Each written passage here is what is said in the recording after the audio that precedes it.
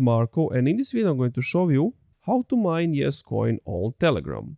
But before I show you how to do that, subscribe to the channel, it helps me out a lot. So what you want to do is you want to go to your Telegram and you want to go to the YesCoin section and then click on Play for Airdrop. Now you need to wait for it to load up. Basically, to mine it, you just have to swipe your finger on the screen and basically you will get the YesCoins. Basically that's how you mine them.